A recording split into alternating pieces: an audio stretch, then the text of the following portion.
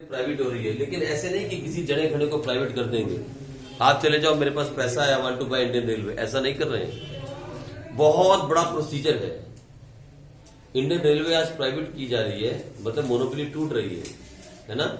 ऐसे Indian post office मालूम है जीपीओ, और उसको धीरे धीरे प्राइवेट कर रहे हैं।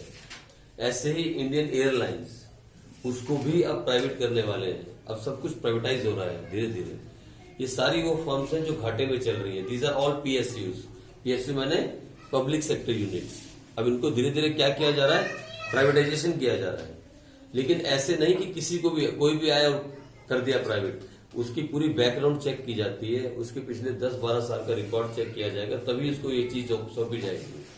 आज इंडियन रेलवे को हैंडल करने के लिए बहुत सारे लोग जो हैं वो टेंडर दे रहे हैं, लेकिन किसी का भी टेंडर अभी तक अलॉट नहीं हुआ। तो इसके अंदर एंट्री इतनी आसान नहीं है। There are so many restrictions if you want to enter in this market. Or once you enter, even if you make loss, you cannot leave that market. अभी मान लो हमने इंडियन रेलवे, मान लो फॉर द टाइम बीइंग हमने Indian railway किसी XYZ को बेच दी। कल से सारी रेलवे तेरी संभाल। मतलब इतनी जल्दी तो नहीं होगा, लेकिन धीरे धीरे मान लो हो गया, एज्यूम करो। और 6 महीने चलाने के बाद जो भी वो XYZ है वो बोले मैं तो नहीं चलाता, इसमें तो घाटा है।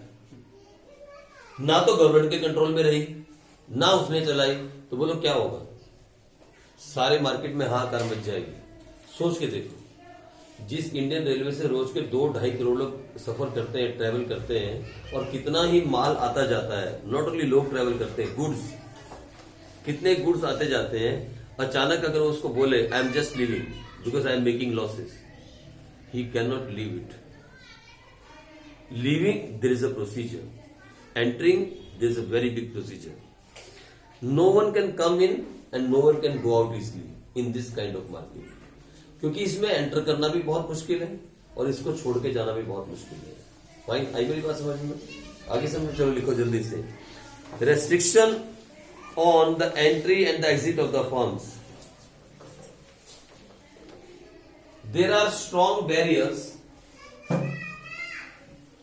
there are strong barriers to the entry of new firms.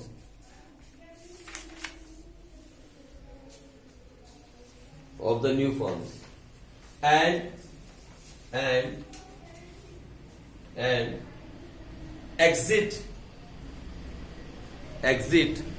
of the existing firms.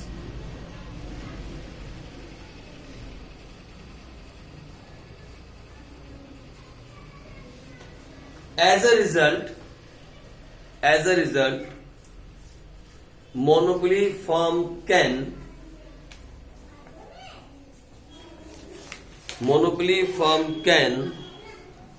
earn abnormal profits and losses in the long run.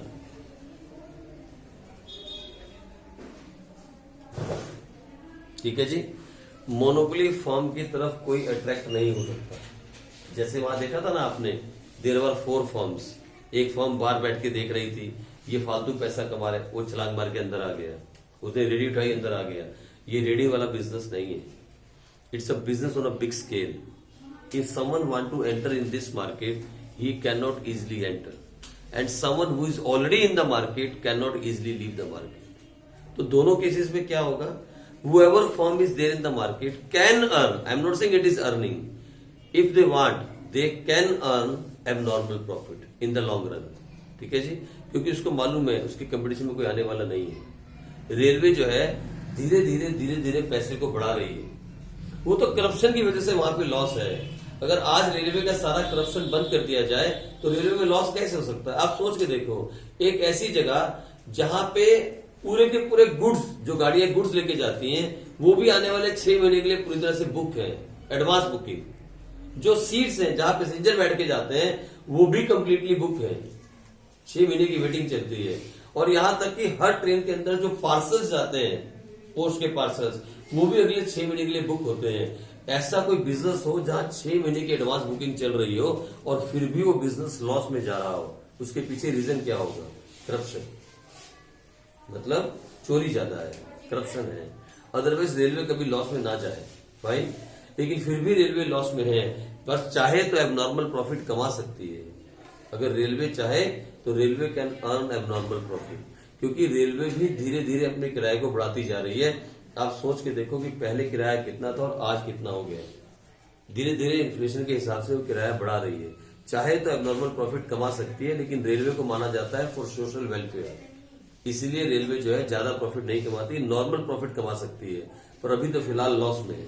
ठीक, आ जाओ आगे बढ़ो, लिखो point number 4। Point number 4, price discrimination.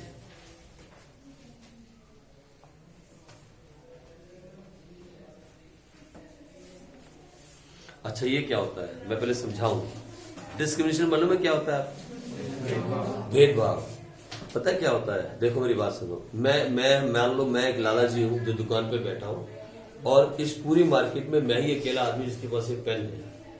भाई मैं बताता हूं कैसे होता है प्राइस डिस्क्रिमिनेशन मोनोपोली के अंदर। मेरा इतना बड़ा सा पेट और मैं बैठा हूं दुकान पे, और ये मेरे पास एक पेन है। भाई इधर देखो, मैं ही बेचता हूं, मतलब जिसको भी ये चाहिए ना मार्कर, वो सारी मार्केट में कहीं है ही नहीं, मेरे पास मैं ही सप्लायर हूं। मतलब बाकी छोटे छोटे दुकानदार मेरे से लेते हैं, लेकिन I am the only supplier. Fine, अब देखो क्या हुआ। इसकी दुकान है, इसकी दुकान है, वहां जहां रहता है वहां एक छोटी सी शॉप है इसकी, इधर इसकी भी शॉप है। इसको मैं जानता हूं, लेकिन इसको मैं नहीं जानता। ये मेरी दुकान पे आया, बोला लाला जी 100 पेन चाहिए मेरी दुकान के लिए। बोला ठीक है, 5 रुपए का एक, ले जा 500 रुपए में। बेचेगा कितने का? 10 रुपए का। ठीक है, कमा ले पैसे। मैं जानता हूं ना आपको, मैंने बिजनेस करने का मौका दिया। अब ये आई मेरी दुकान, लाला जी पेन चाहिए। बोला 7 रुपए का एक। कितने का बेचेगी? 10 रुपए का। जब कमा ले पैसे। इसने 7 के हिसाब से कितने पैसे दिए? इसने कितने दिए? हो गया price discrimination. This is called price discrimination. मतलब चेहरा देख के थप्पड़ मारने वाली बात है। आप समझे मेरी बात? अब मेरी बात समझे? लाले ऐसे ही करते हैं, जिसको वो जानता है उसको उसे सस्ते में दे दिया, क्योंकि वही मोनोपोलिस्ट है और कोई है ही नहीं। He is the only one in the market, there is no one else. वो जिसको चाहे जिस मर्जी प्राइस में बेच सकता है ना। इसको 5 में दे दिया, लेकिन सेलिंग प्राइस एक ही है, कितना? 10। और उसको कितने में दे दिया, लेकिन सेलिंग प्राइस कितना है? तो ये कितने पैसे कमाएगी एक पेन पे, और ये कितने कमाएगी? कर दिया ना प्राइस डिस्क्रिमिनेशन। ऐसा करते हैं मोनोपोली के अंदर, इसे बोलते हैं प्राइस डिस्क्रिमिनेशन। पता है ऐसा क्यों होता है? क्योंकि वही फर्म है और वही इंडस्ट्री है। He is the price maker, he is the price taker, there is no one to ask him. कोई उससे ये नहीं पूछ सकता कि आपने इसको 5 का क्यों दिया, और आपने इसको, इनफैक्ट किसी को पता ही नहीं चलेगा कि इसने कितने का बेचा। इसे बोलते हैं प्राइस डिस्क्रिमिनेशन। ठीक है जी, लिखो जल्दी से। इन monopoly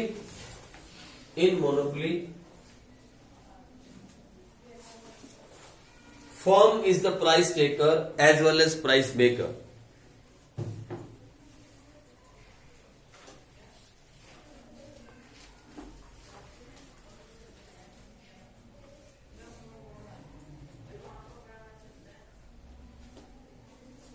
Then in that case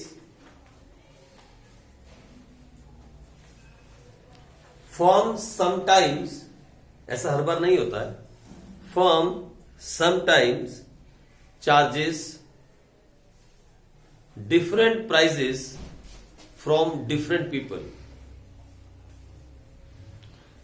पर लिखना, from different consumers in different market areas. This is known as price discrimination.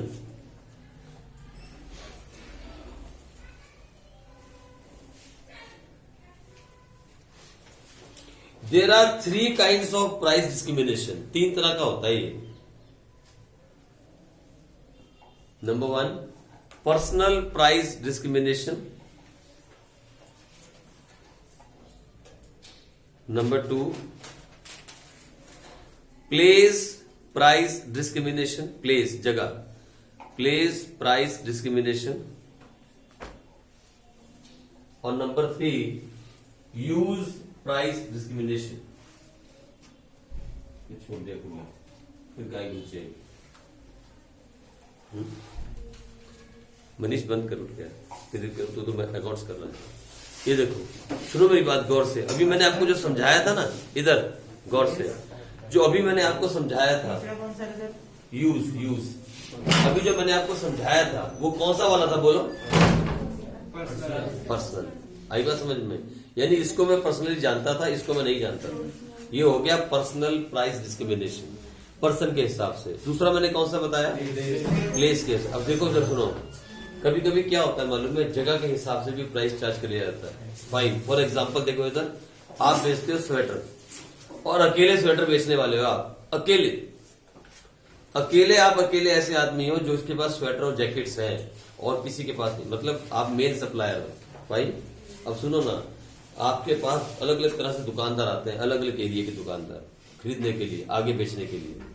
जो लोग आते हैं मैदानी एरिया से, मतलब नॉर्दर्न साइड से, यहाँ से जहाँ पे हम हैं, यहाँ सर्दी एक लिमिट की पड़ती है, एक लिमिट की सर्दी पड़ती है और 3-4 महीने की सर्दी पड़ती है। बोलो ये लोग ज्यादा डिमांड करेंगे या जो लोग पहाड़ों से आते हैं वो ज्यादा डिमांड करेंगे? कौन ज्यादा डिमांड करेगा? पहाड़ों वाले। तो यानी जो एरिया माउंटेन हिल जो एरिया है उस तरफ का, उन लोगों की डिमांड ज्यादा होगी, वो लोग ज्यादा स्वेटर मांगेंगे, ज्यादा जैकेट्स मांगेंगे। और इधर वाले लोग, अब आपकी मर्जी है, आप उनको थोड़ा डिस्काउंट दे सकते हो ताकि वहां सेल ज्यादा हो जाए, और इन वालों को थोड़ा एक्स्ट्रा चार्ज कर सकते हो क्योंकि इनकी डिमांड कम रहती है। तो इसे बोलते हैं area wise price discrimination. Fine. और तीसरा होता है यूज वाइज। तीसरा क्या होता है? Use wise. अगर आपके पास ऐसी कोई चीज है जिसका सब लोग यूज करते हैं, जिसके बिना लोग मर जाएंगे, अगर आपने, मान लो कोई दवाई ऐसी है, मान लो भी कोरोना वैक्सीन की बात करें, मान लो कोरोना वैक्सीन मार्केट में आई और गवर्नमेंट ने कहा जिसको भी कोरोना वैक्सीन चाहिए वो अश्विन के पास चले जाओ। Ashwin is the only distributor of corona vaccine. समझे मेरी बात आप? अब अश्विन के हाथ में क्या आ गया मालूम? एक मिनट, अश्विन के हाथ में क्या है मालूम आपको? ये है यूज वाइज डिस्क्रिमिनेशन। उसको मालूम है, अश्विन को मालूम है अच्छे से, हर किसी को ये दवाई चाहिए। और पहले किसको चाहिए? जिनको ऑलरेडी कोरोना हो रखा है, चाहिए ना? तो फिर भैया जिसको ऑलरेडी कोरोना है और वो मर रहा है, लेकिन ऐसा होगा नहीं, हम एज्यूम कर रहे हैं, लेकिन अश्विन को मालूम है जो पहले से कोरोना से पीड़ित है, जिसको कोरोना हो रखा है, उसको इस दवाई की सख्त जरूरत है। उसको क्या करेगा? ये महंगी बेच देगा। और जिनको अभी कोरोना की कोई प्रॉब्लम नहीं है, उनको भी अगर दवाई चाहिए तो उनको क्या करेगा? सस्ती बेच देगा। आई मेरी बात समझ? This is called use wise price discrimination. Use के ऊपर कि कौन उसको यूज करने वाला है। आई मेरी बात समझ? तो 3 तरह का डिस्क्रिमिनेशन हो गया। कैसा? पहला, दूसरा, तीसरा। आगे बात समझे, लिखना ज्यादा जरूरी नहीं है, बस इतना ही बहुत है। चलो आगे आ जाओ नेक्स्ट पॉइंट में। नेक्स्ट पॉइंट लिखो ना, नेक्स्ट पॉइंट लिखो प्राइस मेकर। लिखो नेक्स्ट पॉइंट में प्राइस मेकर, या लिख सकते हो ऑब्लिक डाल के full control over price. Full control है, हाँ, price maker oblique full control over price. लिखो in case of monopoly,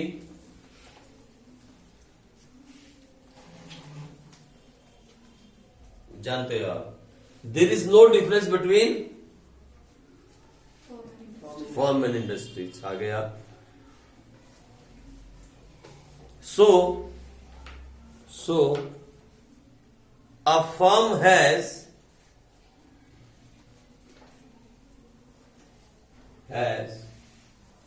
complete control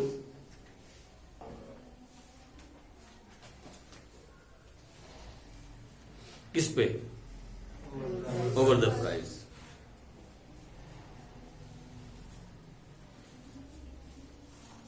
So in this case, firm is the firm is the price maker as well as, very good, खत्म करो point. So in this case firm is the price maker as well as price maker, very good. चलो जी, कितने point हो गए? Last point लिखो, demand curve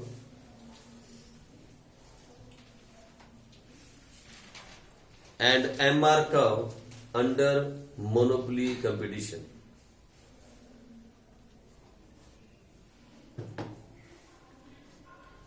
अब इसके लिए आपको बनाना पड़ेगा एक शेड्यूल, और शेड्यूल मैंने आपसे बनवाया था, वही सेम शेड्यूल आप बनाओ जल्दी से, फटाफट। मैं इसको होल्ड करता हूं 5 मिनट के लिए, जल्दी से बनाओ schedule.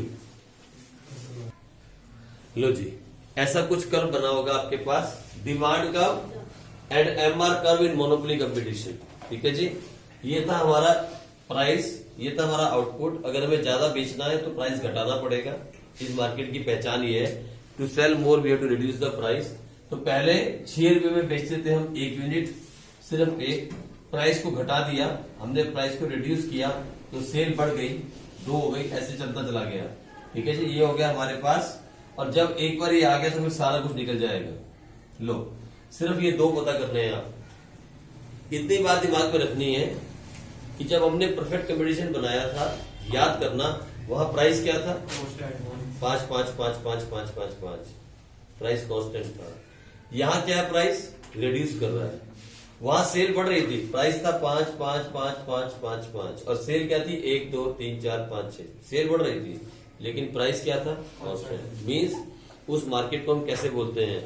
Any sale is possible, any quantity of sale is possible at a given price or at a constant price। इसको हम क्या बोल के बुलाते हैं? To increase the sale we have to reduce the price, या बोल सकते हैं more sale is possible at lower price। ये साफ दिख रहा है, more sale is possible at lower price। बस ये दोनों आने चाहिए, उसके बाद सब निकल गया। टीआर का फॉर्मूला क्या होता है बताओ? प्राइस इंटू आउटपुट, यही था ना टीआर का फॉर्मूला। और एआर का फॉर्मूला क्या था, जल्दी बताओ? ठीक है जी, हो गया। और एमआर का फॉर्मूला क्या था बताओ?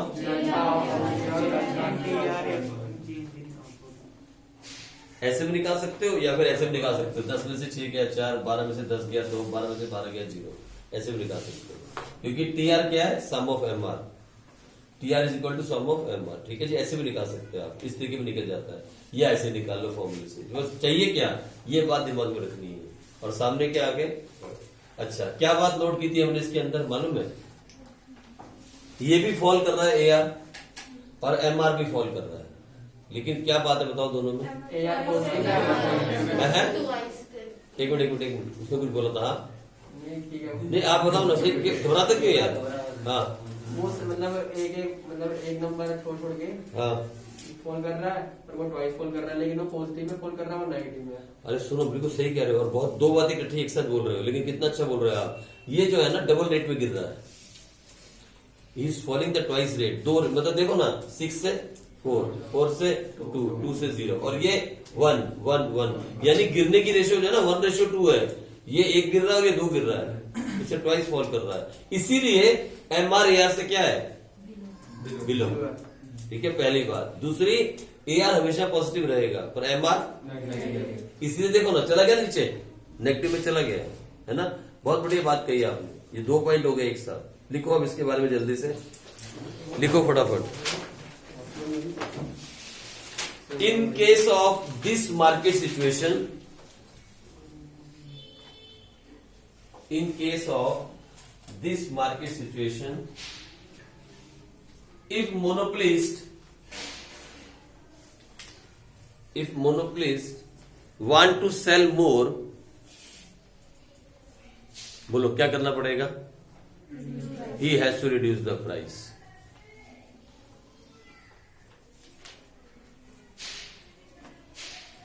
The demand curve under monopoly is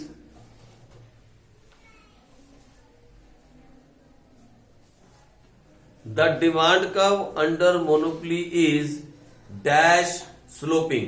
बोलो क्या?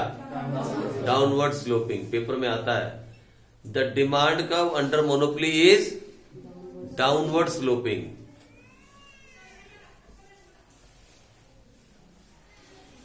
The MR curve under monopoly is also downward sloping. पहले लिखो डाउनवर्ड स्लोपिंग, दोनों डाउनवर्ड स्लोपिंग है।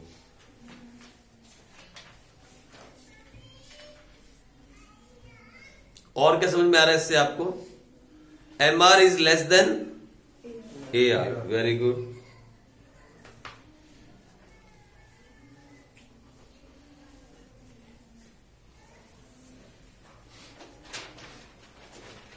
और ये क्या है? It is less elastic.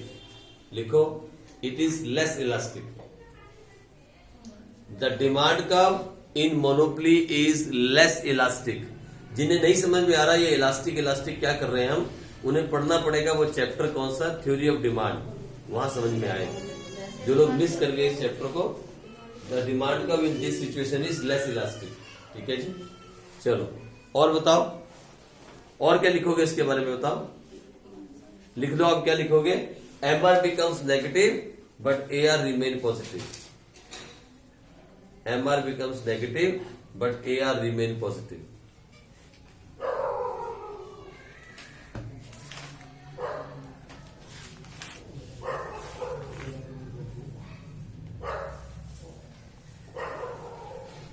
Okay, topic खत्म, मोनोपोली का टॉपिक खत्म। लेकिन यहां छोटा सा टॉपिक आउट ऑफ सिलेबस लिखो, merits and demerits of monopoly. बीच में ऐड कर रहे हैं टॉपिक, नया topic, merits and demerits of monopoly.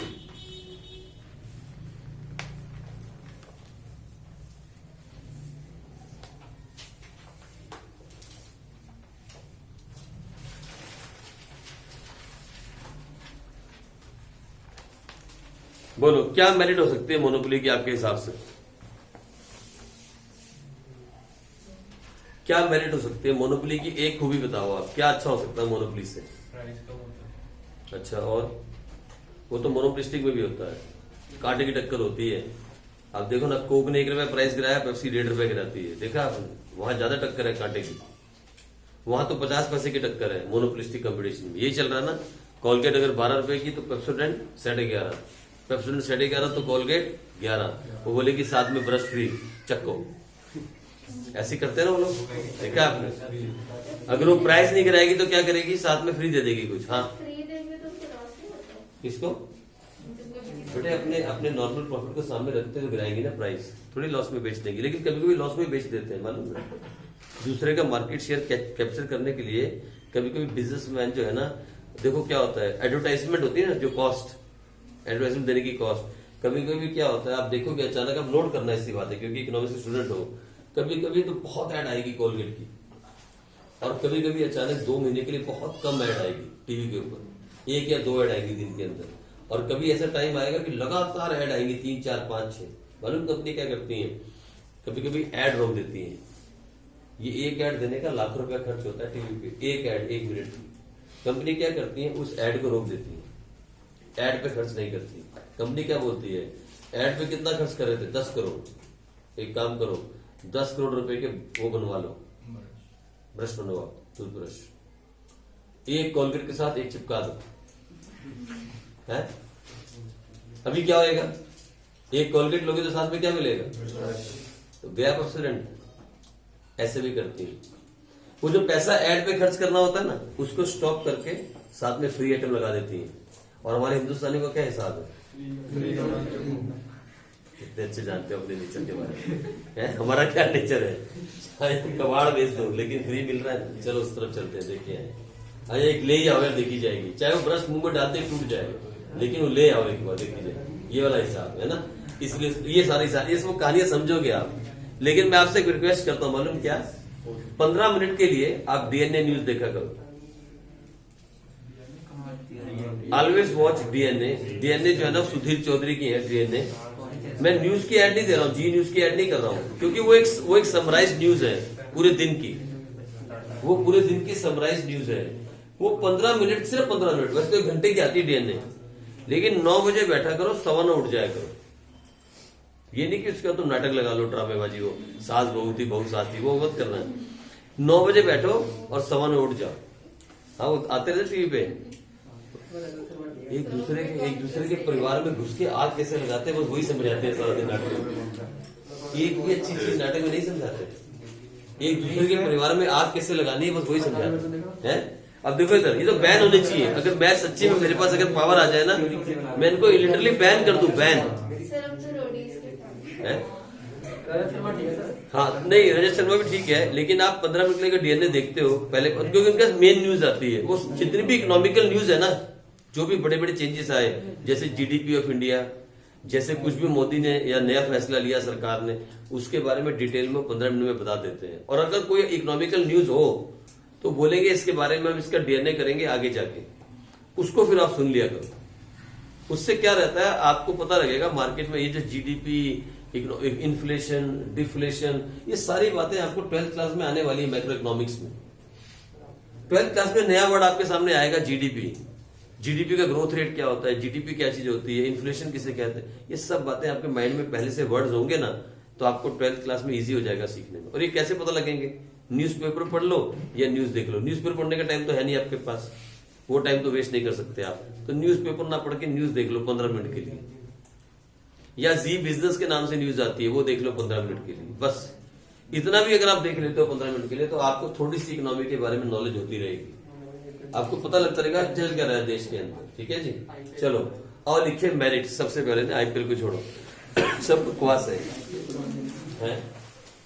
आ जाओ, पहला लिखो research and development. Research and development,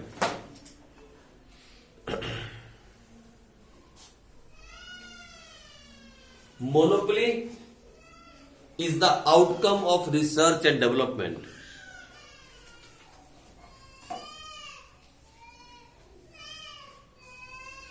And also further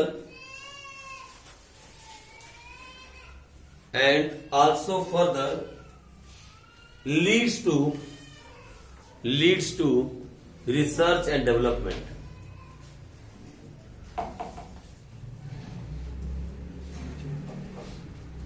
मैंने आपसे कहा ना, आपसे शुरू में कहा था, देखो सुनो इधर, मैंने आपसे एक बात कही थी, सुनो मेरी बात, लैंग्वेज बाद में लिखना। मैंने आपसे कहा था मोनोपोली, जब भी किसी मोनोपोली फर्म को स्टार्ट करना होता है, ये आसान काम नहीं है। There is a lot of research happen before we give a monopoly to someone.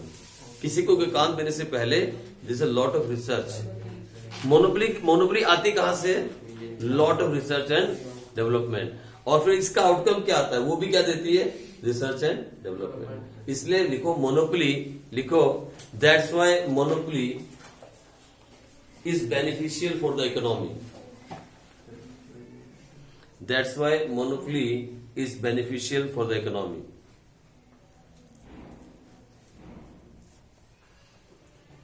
A monopolist can produce beneficial for the economy. BENEFICIAL, beneficial for the economy. A monopolist can produce a better product based on innovation and research.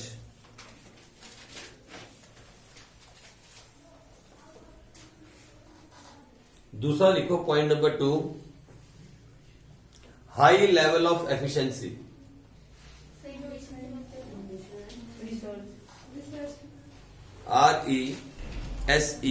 RESEARCH, बस इतना ही।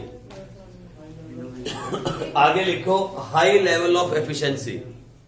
Next point is high level of efficiency. बस इसको ऐसे ही छोड़ दो point पे लिख के, high level of efficiency. Explain नहीं करना, ठीक है। ये मैं आउट ऑफ सिलेबस आपको लिखवा रहा हूं, कहीं गलती से मैडम पूछ ले right 2 merits and demerits from monopoly.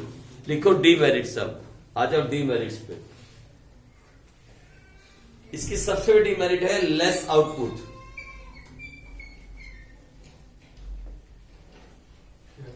Less output.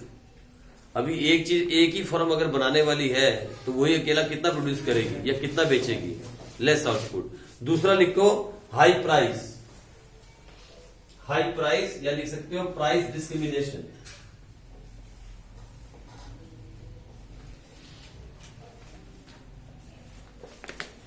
बस 2 इसकी आप लिख लो डीमेरिट्स, 2 मेरिट्स और 2 डिमेरिट्स, ठीक है, इतना ही बस। ठीक है, ये हो गया मोनोपोली खत्म। कल स्टार्ट करेंगे मोनोपोलिस्टिक कंपटीशन। ठीक है जी, चलो।